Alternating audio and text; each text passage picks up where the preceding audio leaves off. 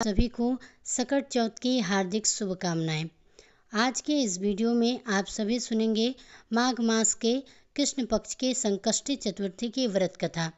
कथा के अनुसार एक बार देवी पार्वती जी ने विघ्नहर्ता भगवान गणेश जी से पूछा कि हे वत्स, माघ महीने में किस गणेश की पूजा करनी चाहिए और इसका क्या नाम है। उस दिन पूजन में किस वस्तु का नैवेद्य अर्पित करना चाहिए और क्या आहार ग्रहण करना चाहिए, इसे आप सब विस्तार बतलाने की कृपा करें। तब गणेश जी ने कहा कि हे माता, माघ में भालचंद्र नामक गणेश की पूजा करनी चाहिए। इनका पूजन सपचोपचार विधि के द्वारा ही करना चाहिए।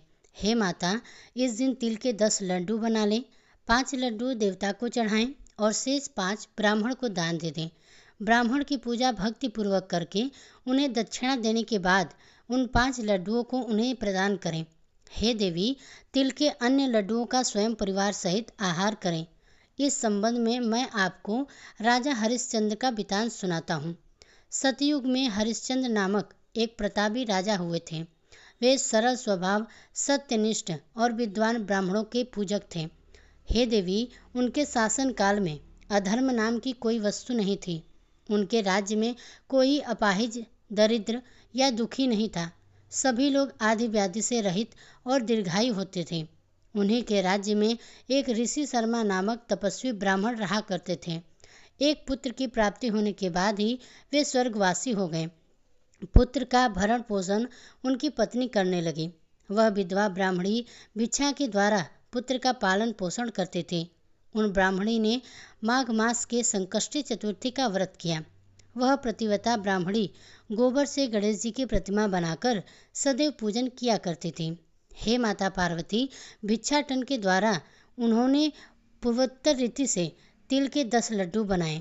इसी बीच उनका पुत्र गणेश जी की मूर्ति अपने गले में बांधकर अपनी इच्छा से खेलने के लिए बाहर चला गया। तब एक नर पिशाच कुम्हार ने उस ब्राह्मणी के 5 वर्षीय बालक को जबरदस्ती पकड़कर अपने आव में छोड़कर मिट्टी के बर्तनों को पकाने के लिए उसमें आग लगा दी। इधर उसकी माता अपने बच्चे को ढूंढने लगी। बालक को ना पाकर वह बड़ी ही व्याकुल हुई। तब ब्राह्मणी विलाप करती हुई भगवान गणेश जी से प्रार्थना करने लगी कि हे गणेश जी, विशाल शरीर वाले, सूर्य नारायण की लाली के समान क्रांतिशाली, हे सुंदर जटा समूह को धारण करने वाले, आप इस दुखनी की रक्षा कीजिए। हे गजानन, हे 4 भुजाधारी, हे मस्तक पर चंद्रमा को धारण करने वाले, हे विनायक, हे अनाथों के नाथ वरादय, मैं पुत्र के वियोग में व्यथित हूँ, कृपया आप मेरी रक्षा कीजिए। वह ब्राह्मणी इसी प्रकार आधी रात तक विलाप करती रही। प्रातः काल होने पर कुम्हार अपने पके हुए बर्तनों को देखने के लिए आया। तब उसने आवा खोलकर देखा तो उसमें जांघ भर पानी भरा हुआ पाया। और उससे भी अधिक आश्चर्य उसे तब हुआ जब उसने आवा में बैठे एक खेलते हुए बालक को देखा। ऐसी अद्भुत घटना देखकर वह भय से कांपने लगा और इस बात की सूचना उसने राज दरबार में दी। उसने राज्यसभा में अपने कुकृत्य का वर्णन किया। कुम्हार ने कहा कि हे महाबायु, हे प्रज्वलित अग्नि के समान तेजवान वाले, हे महाराज हरिश्चंद्र, मैं अपने दुष्कर्म के लिए वध के योग्य हूँ। उसने आगे कहा कि हे महाराज, मैं विवाह के लिए मैंने कई बार मिट्टी के बर्तन पकाने के लिए आवा लगाया, परंतु मेरे बर्तन कभी नहीं पके और हमेशा कच्चे ही रह गए। तब मैंने भयभीत होकर एक तांत्रिक से उपाय पूछा। उसने कहा कि चुपचाप किसी लड़के की तुम बलि चढ़ा दो, तुम्हारा आवा पक जाएगा। फिर मैंने सोचा कि मैं किसके बालक की बलि दूं।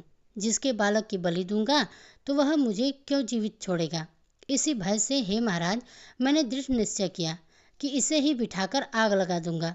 मैंने अपने पत्नी से परामर्श किया कि ऋषि शर्मा ब्राह्मण मृत हो गए हैं। उनकी विधवा पत्नी भीख मांगकर अपना गुजारा करती है। अरे, वह लड़के को लेकर भला क्या करेगी। मैं अगर उसके पुत्र की बलि दे दूंगा तब तो मेरे बर्तन पक जाएंगे और फिर मैं इस जनन्य कर्म को करके रात में निश्चित होकर सो गया।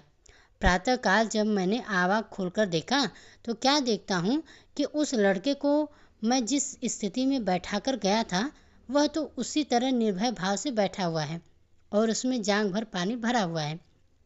इस भयावह दृश्य से मैं कांप उठा और इसकी सूचना देने आपके पास आया हूँ।